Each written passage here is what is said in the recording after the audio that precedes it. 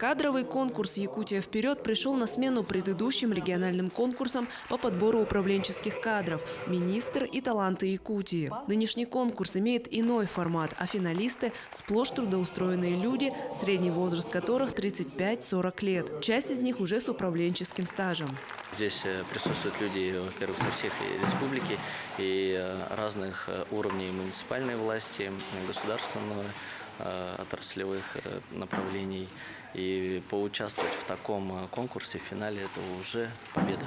О том, что нынешний состав финалистов один из наиболее подготовленных за всю историю проведения кадрового конкурса, отметил во время торжественного открытия министр по делам молодежи и социальным коммуникациям республики Петр Шамаев.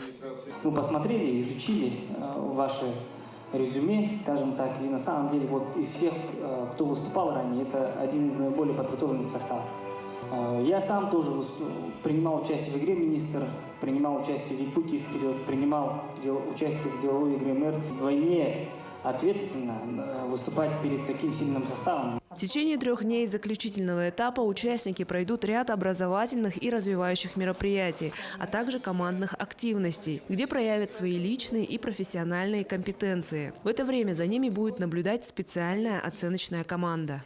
Да, они наблюдают, да, и, конечно, отмечают, как повел себя в той или иной ситуации человек, да, как он там в стрессовой ситуации общается с коллегами, там, принимает решения там, в условиях ограниченного, сжатого там, периода времени. Ну, то есть разные управленческие ситуации попадают участники и, соответственно, проявление их уже не получается. Сколько таких оценщиков в этом конкурсе? У нас всего 16 оценщиков. Это часть России? Да, часть федеральная, часть наши местные.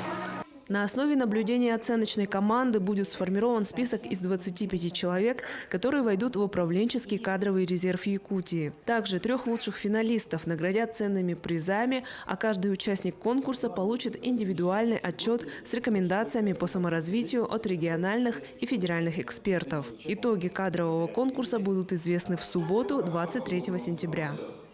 Виолетта Засимова, Федор Тарасов, Хангаласский улус.